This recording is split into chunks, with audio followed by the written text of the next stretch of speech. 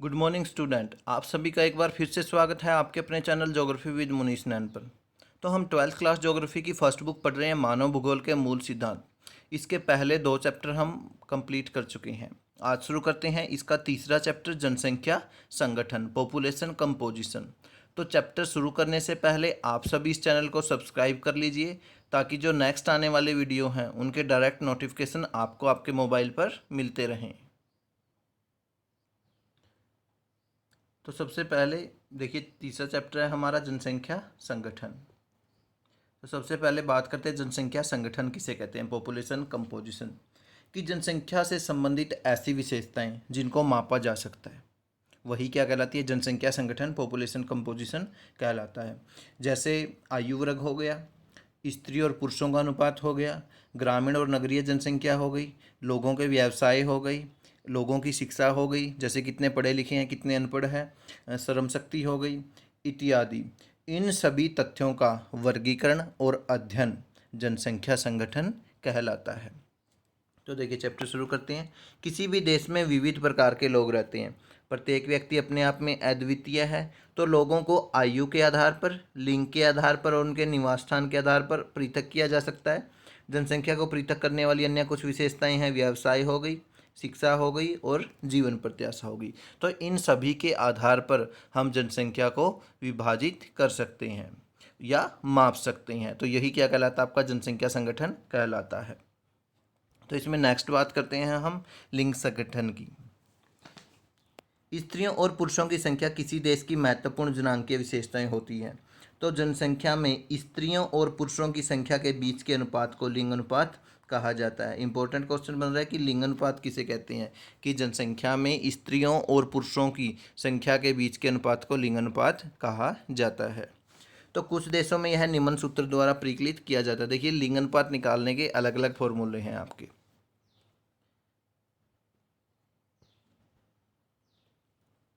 देखिए, सबसे पहले देखते हैं तो कुछ देशों में कैसे निकाला जाता है, प्रति 1000 स्त्रियों पर पुरुषों की संख्या कितनी है, कि 1000 स्त्रियों पर पुरुषों की संख्या कितनी है। तो कैसे निकालोगे, जो कुल पुरुष जनसंख्या है उसको स्त्री जनसंख्या से भाग दे देंगे। अगर प्रति 1000 निकालना है तो आप 1000 से गुना कर दीजिए, अगर प्रति 100 में से निकालना है तो यहाँ पर 100 से गुना कर सकते हैं।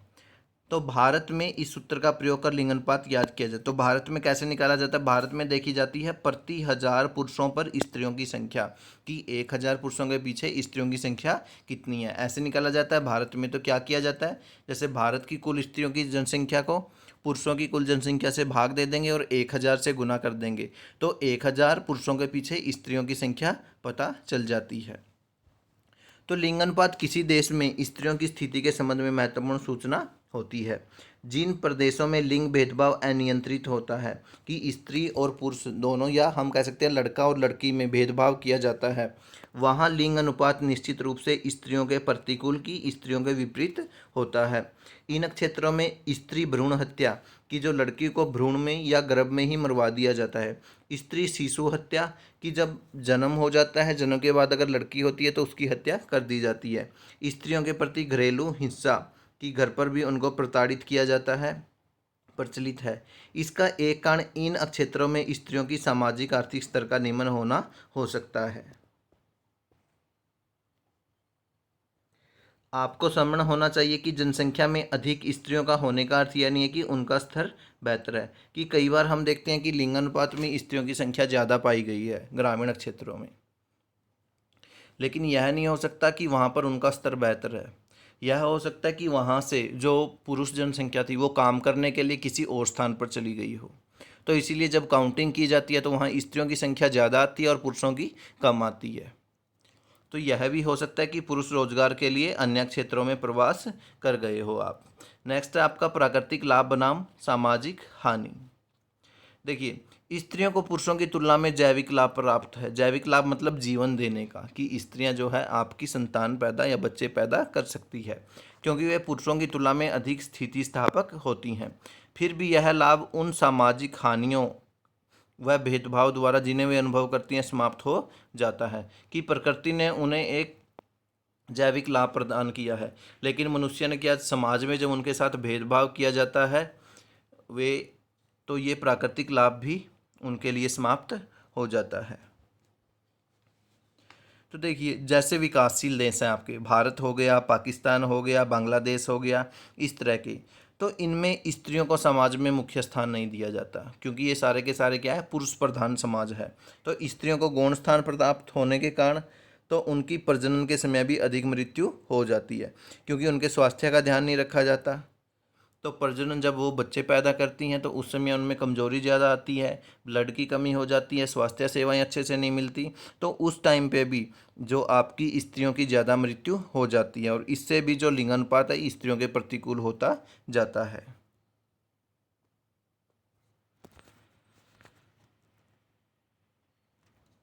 अब बात करते हैं विश्व के लिंगानुपात की।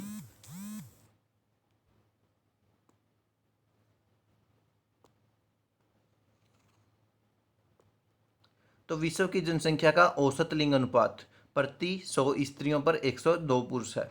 तो विश्व की जनसंख्या का औसत लिंगानुपात कितना है? प्रति 100 स्त्रियों पर 102 पुरुष। देखिए, ये प्रति 100 में से निकाला गया है कि प्रति 100 स्त्रियों पर कितने पुरुष हैं? 102 पुरुष हैं।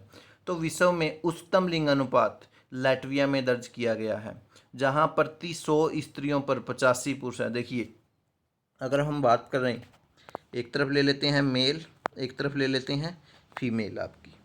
तो विश्व की बात करें तो विश्व में प्रति 100 स्त्रियों पर पुरुषों की संख्या है आपकी 102। अब बात करें उच्चतम लिंग अनुपात, तो उच्चतम लिंग अनुपात है लैटविया का, जहां प्रति 100 स्त्रियों पर पुरुषों की संख्या है आपकी 85, कि यहाँ पर क्या है, स्त्रियों की संख्या पुरुषों से ज़्यादा है।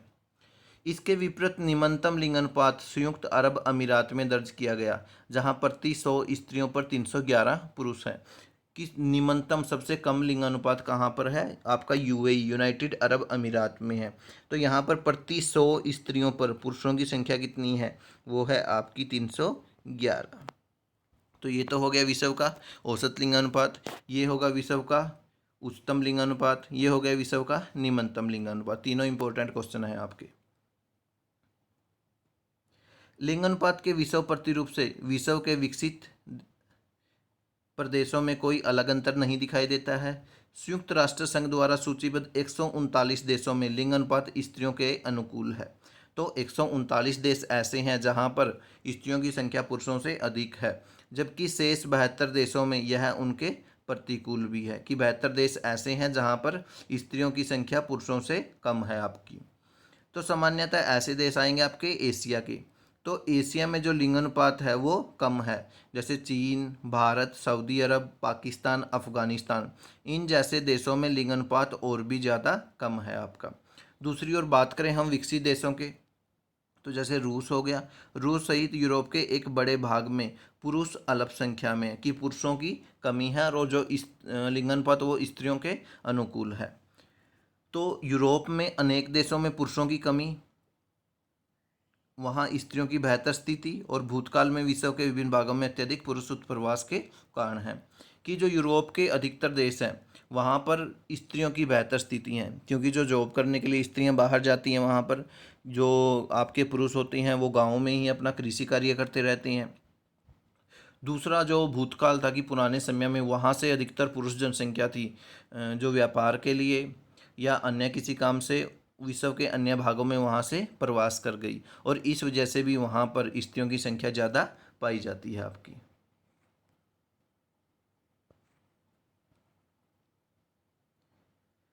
तो ये था आपका लिंग संगठन या लिंग अनुपात। तो सिंपल सी डेफिनेशन बनती है कि स्त्री और पुरुषों की संख्या के बीच का अनुपात लिंग अनुपात कहलाता है।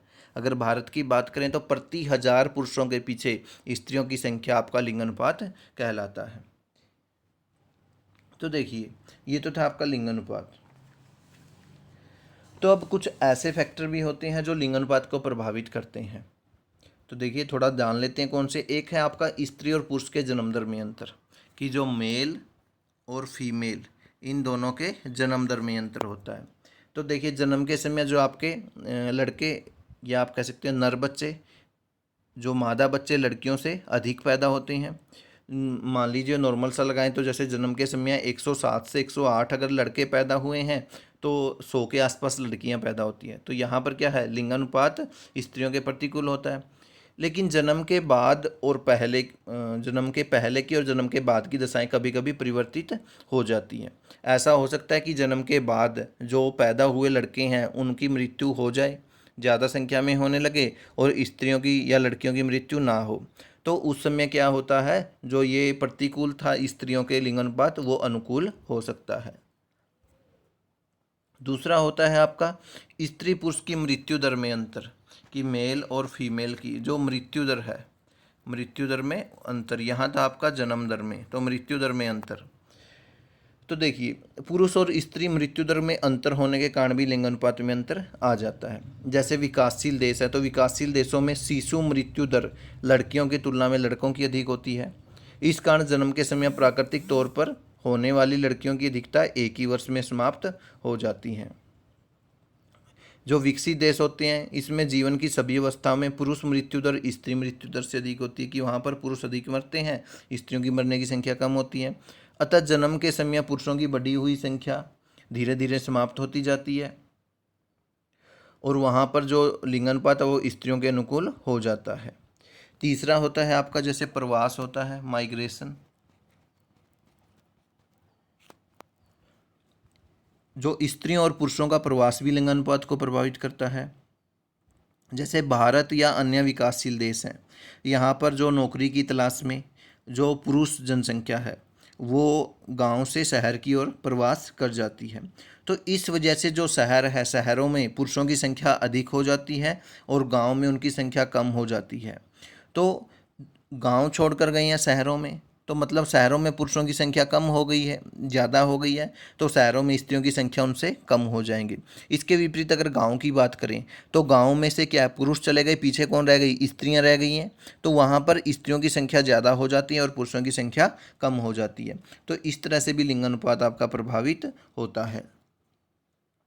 जैसे अगर बात करें विकसित देशों में, तो विकसित देशों में नगरीय लिंगानुपात जो स्त्रियों के पक्ष में अधिक होता है, क्योंकि वहाँ ग्रामीण क्षेत्रों में जो खेती के काम है वो पुरुष करते हैं, और जो स्त्रियां हैं वो नगरों में नौकरी की तलाश में प्रवास करती हैं। तो इस वजह से वहाँ पर जो नगर हैं वहाँ पर स्त्रियों की जनसंख्या अधिक होती है और गाँव में पुरुषों की जनसंख्या अधिक होती है आपकी। नेक्स्ट होता है जैसे आपका विवाह, विवाह भी आपका लिंगानुपात को प्रभावित करता है। जैसे स्त्री को विवाह के बाद अपने पति के साथ अन्य स्थान पर जाकर बसना होता है, तो इससे भी लिंगानुपात प्रभावित होता है, क्योंकि वो जहाँ रह रही थी उस स्थान को छोड़कर वो दूसरे स्थान पर चली जाती है आपकी। तो इस तरह से ये कुछ लिंगानुपात को प्रभावित करने वाले आपके इम्पोर्टेंट कारक है।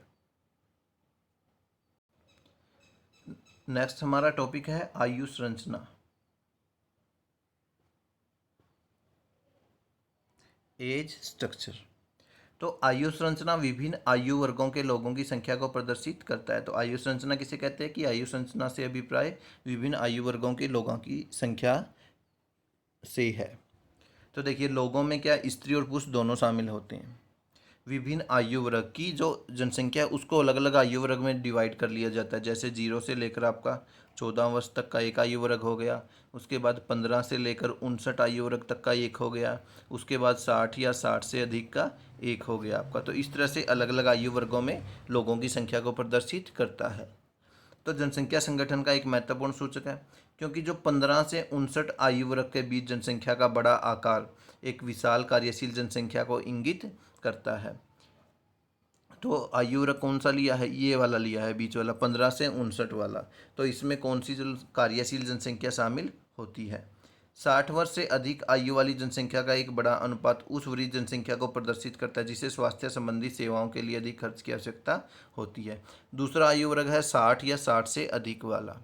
तो ये वाला जो आयु वर्ग है ये कौन सी जनसंख्या को दिखा रहा है, ये था आपका कार्यशील जनसंख्या, और ये वाला जो नीचे वाला है 60 या 60 प्लस वाला ये दिखा रहा है आपकी वृद्ध जनसंख्या को। तो ये ऐसा है जिसमें अधिकतर स्वास्थ्य सेवाओं पर अधिक रुपए इसको खर्च करने पड़ते हैं। तीसरा होता है आपका 0 से 14 वर्ष। तो इसी प्रकार युवा जनसंख्या के उच्च अनुपात का अर्थ है कि प्रदेश में जन्म दर ऊंची है और युवा जनसंख्या अधिक है। तो जो तीसरा होता है वो होता है 0 से 14 वर्ष, जिन्हें कहते हैं आपकी युवा जनसंख्या। तो चलिए एक बार डिटेल में जानते हैं थोड़ा इनके बारे में। तो देखिए, सबसे पहले बात करते हैं हम, हमारा फर्स्ट वाला है जो 0 से लेकर 14 वर्ष।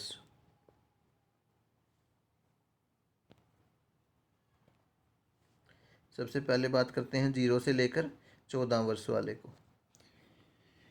तो ये बाल या तरुण आयु वर्ग है आपका, आप कह सकते हो कि युवा जनसंख्या होती है।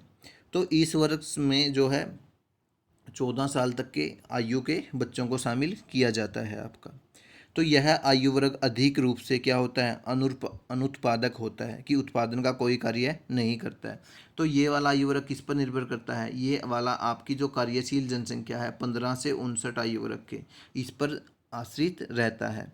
तो इनके भोजन का, वस्त्र का, शिक्षा और स्वास्थ्य सुविधाओं का सारा खर्च किस पर पड़ता है, 15 से 59 आयु वर्ग वाले लोगों पर पड़ता है। तो 0 से 14 वर्ष वाले आयु वर्ग के द्वारा किसी भी देश में जन्म दर का अनुमान लगाया जाता है, कि अगर 0 से 14 आयु वर्ष में जनसंख्या ज़्यादा है तो इससे क्या पता चलता है कि आगे आने वाले समय में हमारी कार्यशील जनसंख्या बढ़ेगी आपकी। ये था आपका फर्स्ट। अब बात करें दूसरे की। दूसरा होता है आपका 15 से लेकर 59 वर्ष वाला आयु वर्ग। 15 से 59 वर्ष वाला, तो इन्हें वयस्क या आप प्रौढ़ आयु वर्ग भी कह सकते हैं, अडल्ट एज ग्रुप। तो इस आयु वर्ग की विशेषता कि जो आर्थिक दृष्टि से सबसे अधिक उत्पादन करने वाला, सबसे अधिक प्रजननशील और जनांकीय दृष्टि से भी सबसे अधिक गतिशील यही वर्ग आपका होता है, जो कि कार्यशील होता है, और देश के विकास में सबसे अधिक योगदान भी इसी ग्रुप का आपका होता है। तो यही वर्ग जो 15 से 59 आयु वर्ग वाला है, ये बाल आयु वर्ग की आपकी जो युवा जनसंख्या है उसका भरण पोषण करता है, तथा जो आपकी वृद्ध आयु वर्ग है जो 60 या 60 से अधिक है उनकी देखभाल और सेवा भी करता है आपका। और तीसरा है इसके बाद 60 या 60 से अधिक आयु वर्ग वाले, तो इन्हें कहा जाता है वृद्ध आयु वर्ग आपका, ओल्ड एज ग्रुप।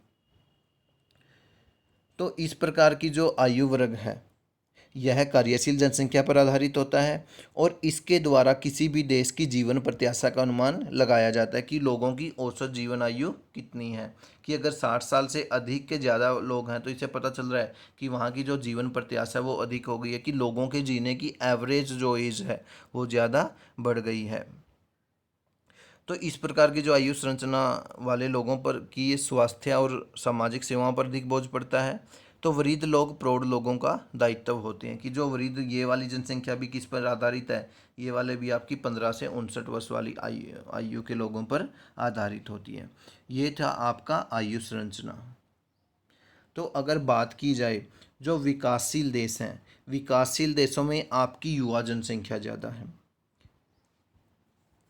और जो दूसरे हैं आपके जो विकसित हो गए वहाँ पर प्रौढ़ और वृद्धों की जनसंख्या अधिक है।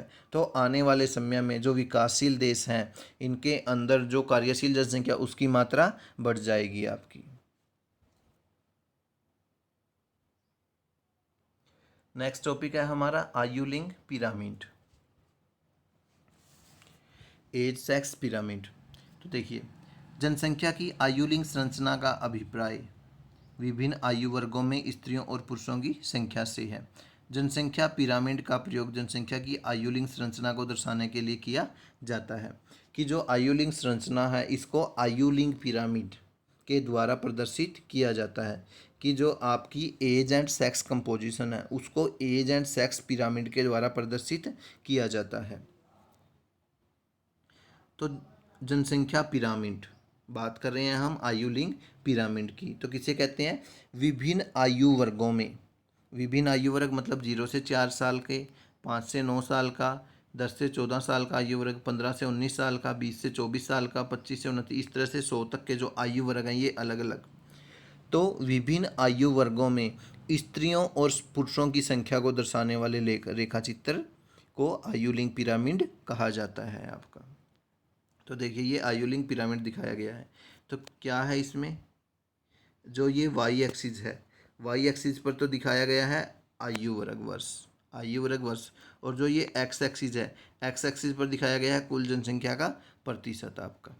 तो इसमें देखिए जो ये पिरामिड बना हुआ है एक, इस तरह से आप ऊपर भी देखेंगे अलग अलग पिरामिड बनते हैं अलग अलग।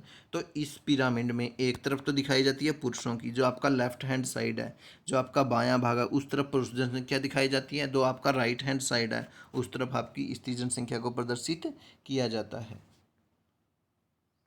तो आयुलिंग पिरामिड क्या है? विभिन्न आयु वर्गों में स्त्रियों और पुरुषों की संख्या को प्रदर्शित करने वाला रेखाचित्र आयुलिंग पिरामिड कहलाता है। इसमें जो आपका बाईं ओर लेफ्ट हैंड साइड वहाँ पर दिखाया जाता है पुरुष जनसंख्या को, और जो दाईं ओर है राइट हैंड साइड वहाँ पर आपकी स्त्री या महिला जनसंख्या को दिखाया जाता है। तो जनसंख्या पिरामिड की आकृति जनसंख्या की विशेषताओं को परिलक्षित करती है, कि जो जनसंख्या की विशेषताएं उनको हमारे सामने प्रस्तुत करती है। प्रत्येक आयु वर्ग में जो बायां भाग है आपका, बायां भाग वो आपके पुरुषों का प्रतिशत और दायां भाग वो आपके स्त्रियों के प्रतिशत को प्रदर्शित करता है। देखिए, अगर आपको राइट हैंड और लेफ्ट हैंड में कन्फ्यूज़न रहती है तो कोई भी आपके सामने इमेज है, कोई भी चित्र, उसकी तरफ अपना मुंह करके खड़े हो जाइए। तो आपका जो राइट हैंड है वही उस इमेज का राइट हैंड है, आपका जो लेफ्ट हैंड है वही उस इमेज का भी लेफ्ट हैंड है। दायां हाथ आपका उस इमेज का दायां है, बायां हाथ आपका उसका बायां है आपका। तो चित्र 3.1, 3.2 और 3.3 जनसंख्या पिरामिड के विभिन्न प्रकारों को प्रदर्शित करते हैं।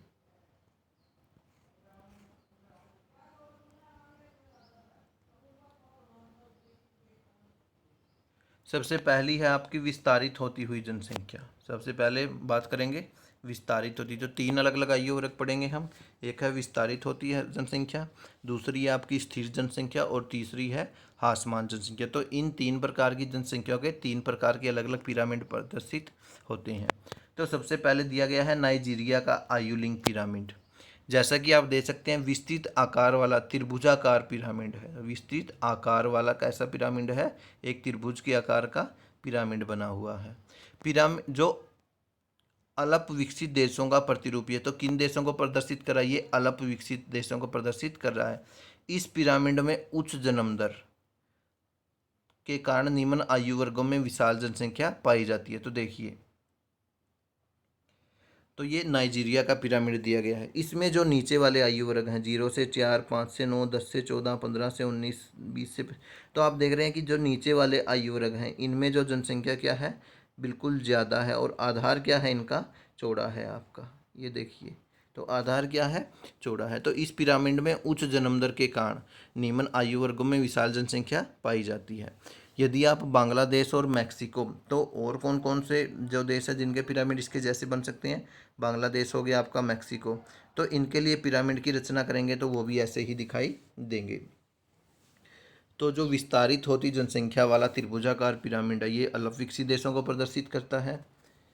इसका जो आधार है वो चौड़ा होता है। ये आधार होता है क्योंकि ये चौड़ा है, क्योंकि अधिक जन्म दर पाई जाती है आपकी। और जो शीर्ष है इसका, जैसे जैसे ऊपर की ओर जाते हैं इसका शीर्ष पतला होता जाता है, क्योंकि जो आपकी वृद्ध जनसंख्या है उसमें मृत्यु दर अधिक पाई जाती है, क्योंकि इतनी ज़्यादा मेडिकल फैसिलिटी नहीं है आपकी, जन्म ज़्यादा है तो मृत्यु भी। तो इसीलिए ऊपर से इसका संकीर्ण जो ऊपर का शीर्ष है वो क्या है? बिल्कुल पतला पाया जाता है। तो इसमें बच्चों की संख्या अधिक और बूढ़ों की संख्या कम होती है। ये था आपका विस्तारित होती जनसंख्या वाला पिरामिड। दूसरा बात करें, दूसरा है आपकी स्थिर जनसंख्या। तो ऑस्ट्रेलिया का आयुलिंगा पिरामिड घंटी के आकार का है। तो इसमें कि कैसा है? आपका घंटी के आकार का आयुलिंग पिरामिड पड़ता है। जैसे घंटी होती है ना, तो एक घंटी के आकार का आयुलिंग पिरामिड है आपका। जैसे यहाँ से बांध देते हो, ये आपकी घंटी हो जाती है। तो ऑस्ट्रेलिया का आयुलिंग पिरामिड घंटी के आकार का है, जो शीर्ष की ओर शुंडाकार होता जाता है। यह दर्शाता है कि जन्म दर और मृत्यु दर लगभग समान होती है। तो देखिए, इसमें आधार चौड़ा नहीं है, तो इसका कारण क्या है कि यहाँ पर जन्म दर क्या है वो भी कम है आपकी, मेडिकल फैसिलिटी अच्छी है, तो इस वजह से क्या है मृत्यु दर भी कम है, और अधिक ऊंचाई तक जाते जाते भी जो जनसंख्या कम नहीं हो रही है, बिल्कुल ऊंचाई पर जाकर जनसंख्या कम हो रही है। तो इससे क्या पता चलता है कि यहाँ का विकास हो चुका है, जन्म दर और मृत्यु दर क्या है लगभग एक समान है, तो जिसके परिणामस्वरूप जनसंख्या क्या रहती है इसकी? स्थिर रहती है आपकी। तीसरा बात करते हैं हम, तीसरा है हमारा हासमान जनसंख्या। तो अगर हासमान जनसंख्या की बात करें तो जापान के पिरामिड का संकीर्ण आधार, आधार क्या है, बिल्कुल कम मिलेगा आपको। जैसे आपका जापान हो गया, स्वीडन वगैरह हो गया, तो इस जैसे देश हैं आपके, तो यहाँ पर आधार बिल्कुल संकीर्ण, मतलब कि जन्म दर बिल्कुल कम है, बिल्कुल कम बच्चे, इस लड़के पुरुष और स्त्रियों की संख्या है। और शुंडाकार शीर्ष, निम्न जन्म और मृत्यु दर। तो शुंडाकार क्या है, शीर्ष क्या है इसका, शुंडाकार, कि अधिक साल तक लोग जीवित रह रहे हैं। तो मतलब क्या है, जन्म दर कम है और मृत्यु दर भी कम है। तो इन देशों में जनसंख्या वृद्धि शून्य अथवा ऋणात्मक हो जाती है। और जनसंख्या वृद्धि क्या होती है, इनमें न के बराबर होती है। तो इन वाले जो देशों में जन्म दर कम है, तो इसीलिए यहाँ पर युवा जनसंख्या की कमी हो जाती है। अगर युवा जनसंख्या कम है, आगे आने वाले समय में कार्यशील जनसंख्या की भी कमी हो जाती है। लेकिन जो वृद्ध हैं, जो आश्रित जनसंख्या, उसकी संख्या यहाँ पर बढ़ जाती है। नेक्स्ट बात करते हैं, देखिए वृद्ध होती जनसंख्या। तो जनसंख्या का वृद्ध होना एक ऐसी प्रक्रिया है जिसमें बुजुर्ग जनसंख्या का हिस्सा अनुपात की दृष्टि से बड़ा हो जाता है। 20वीं शताब्दी की नई घटना है। विश्व के अधिकांश विकसित देशों में उच्च आयु वर्गों में बढ़ी हुई जीवन प्रत्याशा के कारण जनसंख्या बढ़ गई है, जन्म दरों में कमी हो गई है। तो जन्म दरों में ह्रास के साथ जनसंख्या में बच्चों का अनुपात घट गया है। तो जो वृद्ध होती जनसंख्या, जो विकसित देश है वहाँ पर जो आपकी ओल्ड पॉपुलेशन है, कि वृद्ध लोग ज़्यादा पाए जाते हैं। तो इसके कारण ये भी उन देशों के लिए एक समस्या पैदा हो गई है, क्योंकि आने वाले संख्या दिनों में उन देशों में कार्यशील जनसंख्या की कमी हो जाएगी आपकी। तो नेक्स्ट टॉपिक है हमारा ग्रामीण नगरीय संगठन, आपका रूरल अर्बन कंपोजिशन। तो जनसंख्या का ग्रामीण और नगरीय, तो ग्रामीण नगरीय संगठन। तो जनसंख्या का ग्रामीण और नगरीय में विभाजन निवास के आधार पर किया जाता है। किसके आधार पर किया जाता है, निवास के आधार पर। तो जनसंख्या के ग्रामीण और नगरीय संगठन से अभिप्राय जनसंख्या को निवास के आधार पर ग्रामीण और नगरीय में विभाजन करने से है। यह विभाजन आवश्यक है क्योंकि ग्रामीण और नगरीय जीवन आजीविका और सामाजिक दशाओं में एक दूसरे से अलग अलग होता है, कि वहाँ की जो समाज की दशाएं हैं वो अलग मिलेगी गाँव की शहर से, और जो आजीविका के साधन हैं, कि जो जीवन जीने के तरीके, जो उनके रोजगार के अवसर हैं, वो उन दोनों में अलग अलग पाए जाते हैं आपके। तो ग्रामीण जनसंख्या व नगरीय जनसंख्या में जैसे व्यावसायिक संरचना हो गई, वहाँ का जनसंख्या घनत्व, वहाँ का जो विकास है, तो इस तरह के ये सारे के सारे स्तर अलग अलग पाए जाते हैं आपके।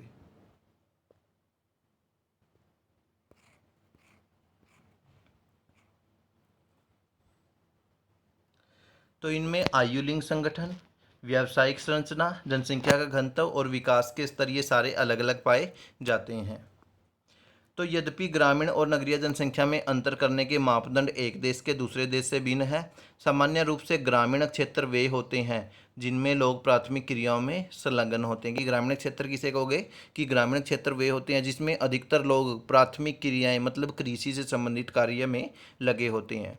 और नगरीय क्षेत्र वे होते हैं जिनमें अधिकांश कार्यशील जनसंख्या गैर प्राथमिक क्रियाओं में लगी होती है, कि जो प्राइमरी एक्टिविटी को छोड़कर अन्य एक्टिविटी में लगी होती है, वो कहलाते हैं आपके नगरीय क्षेत्र। तो चित्र 3.4 कुछ चुने हुए देशों में ग्रामीण नगरीय लिंग संगठन को दर्शाता है, कि जो कुछ चुने हुए देश हैं, इनमें कुछ विकसित देश हैं, कुछ विकासशील, कुछ अल्प विकसित देश हैं। तो इनमें ग्रामीण नगरीय लिंग संगठन, की जो गाँव में लिंगानुपात कितना है और शहरों में लिंगानुपात कितना है, कि उन देशों के ग्रामीण क्षेत्रों में पुरुषों की तुलना में स्त्रियों की संख्या कैसी है, और शहरी क्षेत्रों में पुरुषों की तुलना में स्त्रियों की संख्या कैसी है। तो आइए देखते हैं डायग्राम 3.4। तो देखिए डायग्राम देखते हैं, बात करते हैं हम। सबसे पहले ये है आपका फिनलैंड, कनाडा, न्यूजीलैंड और ब्राज़ील। इन चारों में आप देखते हो एक जैसे बार बनाए दिखाई देंगे आपको। तो देखिए सबसे पहले बात करते हैं फिनलैंड की। तो फिनलैंड के जो ग्रामीण क्षेत्र हैं वहाँ पर 1000 पुरुषों की तुलना में स्त्रियों की संख्या है 986। कनाडा के ग्रामीण क्षेत्रों में 1000 की तुलना में 941, न्यूजीलैंड में 935 है और ब्राज़ील में 908 है। तो यहाँ पर ग्रामीण क्षेत्रों में जो पुरुषों की तुलना में स्त्रियों की संख्या कम है। अब बात करते हैं इनके शहरी क्षेत्रों की। तो फिनलैंड में 1000 पुरुषों की तुलना में शहरों में स्त्रियों की संख्या 1083, कनाडा में है 1040, न्यूजीलैंड में 1051, ब्राज़ील में 1063। तो इनके जो नगरीय क्षेत्र है वहाँ पर पुरुषों की तुलना में स्त्रियों की संख्या ज़्यादा है। इसका एक मुख्य कारण है कि यहाँ पर जो मुख्यतः कृषि की जाती है वो आपकी मशीनों की सहायता से की जाती है और मशीनों को मोस्टली पुरुष ऑपरेट कर रही हैं, मेल पॉपुलेशन है वही ऑपरेट करती है। तो इसीलिए जो यहाँ की मेल पॉपुलेशन है वो यहाँ पर खेतों में काम करती है और जो नौकरी की तलाश में यहाँ से बाहर स्त्रियाँ नगरों की ओर जाती हैं। तो इसीलिए ग्रामीण क्षेत्रों की तुलना में नगरीय क्षेत्रों में स्त्रियाँ ज़्यादा जाती हैं, तो वहाँ पर उनकी संख्या ज़्यादा हो जाती है और लिंगानुपात उनके अनुकूल हो जाता है। इसके विपरीत बात करें हम जिम्बाब्वे और नेपाल की। आपके जिम्बाब्वे एक अफ्रीका का देश है और नेपाल आपका एशिया का है। तो यहाँ पर जो स्थिति है इनके विपरीत मिलेगी आपको। तो यहाँ पर बात करें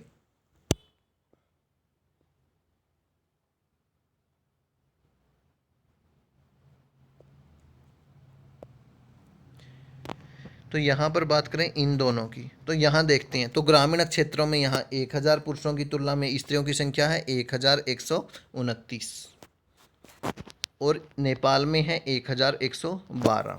तो इनमें क्या थी, जो पहले वाले चार थे इनमें स्त्रियों की संख्या गांव में कम थी, लेकिन जो लास्ट वाले दो हैं जिम्बाब्वे और नेपाल, इनमें ग्रामीण क्षेत्रों में स्त्रियों की संख्या ज़्यादा है और इनकी तुलना में शहरों में स्त्रियों की संख्या कम है। तो इसका एक मेन रीज़न है कि जो ये विकासशील देश हैं तो यहाँ पर ये पुरुष प्रधान समाज है। तो यहाँ पर जो काम की तलाश में जो पुरुष जनसंख्या शहरों की ओर प्रवास करती है, तो जो पुरुष जनसंख्या तो शहरों में चली जाती है, इस वजह से वहाँ पर पुरुषों की संख्या अधिक हो जाती है शहरों में और जो लिंगानुपात है वो स्त्रियों के प्रतिकूल हो जाता है। पीछे ग्रामीण क्षेत्रों में पुरुष चले जाते हैं तो स्त्रियां ज़्यादा छूट जाती हैं, तो इसलिए वहाँ पर जो ग्रामीण क्षेत्रों में स्त्रियों के अनुकूल लिंगानुपात हो जाता है। तो दोनों में मेन ये डिफरेंस पाया जाता है। तो चित्र 3.4 कुछ चुने हुए देशों में ग्रामीण नगरीय लिंग संगठन को दर्शाता है। तो हम ये देख चुके हैं कि कैसे ग्रामीण और नगरीय लिंग संगठन को यहाँ पर प्रदर्शित किया गया है।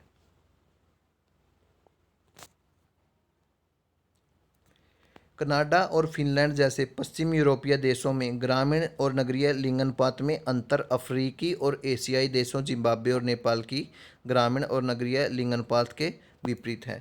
कि जो विकसित देश हैं वहाँ का जो ग्रामीण और नगरीय लिंगानुपात था वो आपके विकासशील देश अफ्रीकी जैसे जिम्बाब्वे था, एशियाई नेपाल, उनके ग्रामीण नगरीय लिंगानुपात से विपरीत है।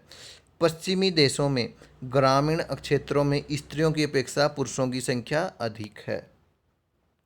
तो पश्चिमी यूरोपीय देश थे जो आपके, वहाँ पर जो ग्रामीण क्षेत्र थे वहाँ पर स्त्रियों की अपेक्षा पुरुषों की संख्या अधिक है, जबकि नगरीय क्षेत्रों में स्त्रियों की संख्या पुरुषों की अपेक्षा अधिक है। इसके पीछे रीज़न हम पढ़ चुके हैं, क्योंकि यहाँ पर काम की तलाश में स्त्रियाँ जो है गाँव से बाहर जाती हैं, पुरुष खेतों में मशीनों की सहायता से कार्य करते हैं। नेपाल, पाकिस्तान, भारत जैसे देशों में स्थिति इसके विपरीत है।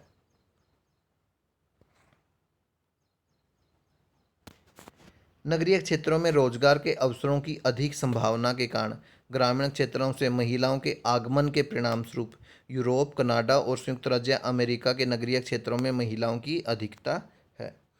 कि जो आपके यूरोपियन देश हैं, यूरोप, कनाडा, संयुक्त राज्य अमेरिका, तो यहाँ पर जो नगरीय क्षेत्रों में रोजगार के अधिक अवसर हैं, तो इसके कारण यहाँ के जो ग्रामीण क्षेत्रों से महिलाएं आपके शहरों की तरफ जाती हैं।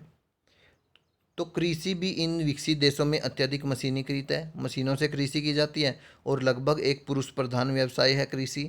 तो इसी कारण से जो पुरुष वो तो आपके गांव में रहते हैं और वहाँ पर कृषि करते हैं और नौकरी की तलाश में महिलाएं गांव से शहरों की तरफ चली जाती हैं।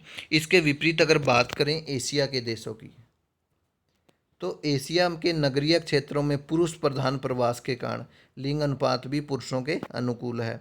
उल्लेखनीय है कि भारत जैसे देशों में ग्रामीण क्षेत्रों में कृषि कार्यों में महिलाओं की सहभागिता दर ऊंची है। कि जो भारत के ग्रामीण क्षेत्र हैं वहाँ पर जो महिलाएं हैं अधिक संख्या में खेतों में काम करती है। नगरों में आवास की कमी, रहन सहन की उच्च लागत है, रोजगार के अवसरों की कमी और सुरक्षा की कमी महिलाओं के गांवों से नगरीय क्षेत्रों में प्रवास को रोकती हैं। तो महिलाएं हैं जो, एक तो वहां पर जाकर आवास मिलना मुश्किल हो जाता है, रहने का स्थान। दूसरा, रहन सहन की अधिक लागत होती है, अधिक किराया देना पड़ता है। दूसरा, रोजगार के अवसर भी कम हैं। सुरक्षा की भी कमी भी महसूस होती है महिलाओं को। तो इस वजह से जो एशियाई देशों में जो महिलाएं हैं वो गांव से नगरीय क्षेत्रों में प्रवास कम करती हैं आपकी। नेक्स्ट टॉपिक है हमारा साक्षरता।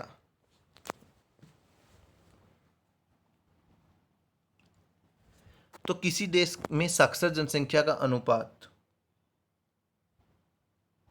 उसके सामाजिक आर्थिक विकास का सूचक होता है, क्योंकि इससे रहन सहन का स्तर, महिलाओं की सामाजिक स्थिति, शैक्षणिक सुविधाओं की उपलब्धता, सरकार की नीतियों का पता चलता है। आर्थिक विकास का स्तर साक्षरता का कारण एवं परिणाम दोनों होता है, कि अगर ज़्यादा पढ़े लिखे लोग हैं तो वहाँ पर महिलाओं की अच्छी स्थिति मिलेगी, रहन सहन का भी अच्छा स्तर मिलेगा, अच्छी शैक्षणिक सुविधाएं मिलेगी, अच्छे इंस्टीट्यूट मिलेंगी, तो गवर्नमेंट भी उनके अकॉर्डिंग अच्छी नीतियों का निर्माण करती है। तो जो आर्थिक विकास का स्तर साक्षरता का कारण और परिणाम दोनों है। तो भारत में साक्षरता दर 7 वर्ष से अधिक आयु वाले जनसंख्या के उस प्रतिशत को सूचित करता है जो पढ़ लिख सकता है और जिसमें समझ के साथ अंगणितीय परिकलन करने की योग्यता है। तो साक्षरता दर किसे कहोगे? कि साक्षरता दर से अभिप्राय जनसंख्या के उस आयु वर्ग से है जो पढ़ लिख सकता है, सामान्यतः अंगणित भी जानता है, मान लीजिए कि जोड़ घटा गुना भाग ये नॉर्मल कर सकता है। तो भारत में इस आयु वर्ग में 7 वर्ष से अधिक आयु वाली जनसंख्या को शामिल किया जाता है आपका।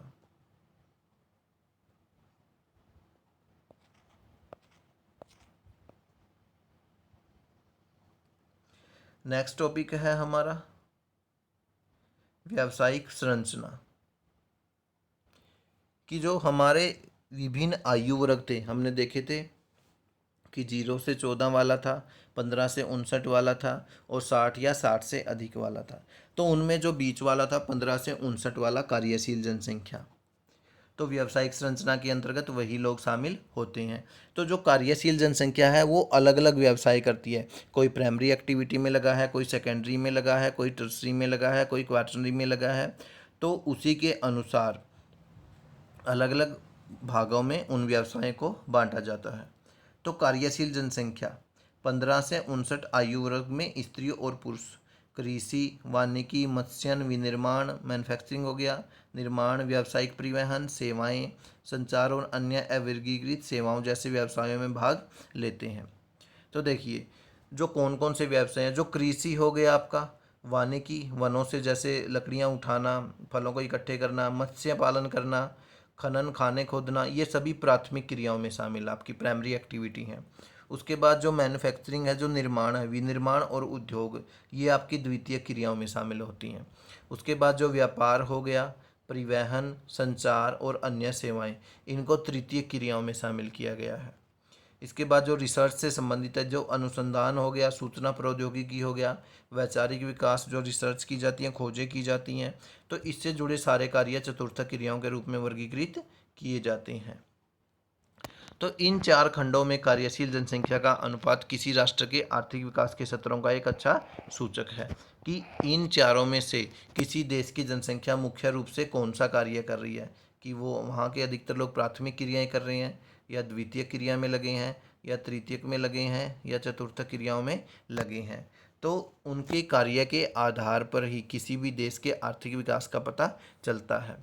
तो इसका कारण यह है कि केवल उद्योगों और अवसंरचना से युक्त एक विकसित अर्थव्यवस्था ही द्वितीयक, तृतीयक और चतुर्थक सेक्टर में अधिक कर्मियों को समायोजित कर सकती है। कि केवल उद्योगों और अवसंरचना से युक्त, कि जो मुख्यतः द्वितीयक और तृतीयक क्रियाकलापें किए जाते हैं किसी देश में, कि वहाँ पर इंडस्ट्री लगी गई है, अच्छा स्ट्रक्चर है वहाँ पर, तो उससे युक्त एक विकसित अर्थव्यवस्था ही द्वितीयक, तृतीयक और चतुर्थक सेक्टर में अधिक कर्मियों को इकट्ठा नौकरी दे सकती हैं। यदि अर्थव्यवस्था अभी भी आदिम अवस्था में, कि प्राकृतिक क्रियाएं की जाती हैं, अभी भी कृषि किया जाता है, वनों से लकड़ियाँ जैसे फल वगैरह इकट्ठे किया जाता है, अभी तक मत्स्य पालन किया जाता है, खनन किया जाता है। तो अगर इन जैसी क्रियाएं की जा रही हैं अभी भी, तो अर्थव्यवस्था अगर अभी भी आदिम अवस्था में है, तब प्राथमिक क्रियाओं में संलग्न लोगों का अनुपात क्या होगा कि जो प्राइमरी एक्टिविटी है उसमें जो अधिकतर लोग कार्य करते हैं, क्योंकि इससे मात्र प्राकृतिक संसाधनों का विदोहन होता है।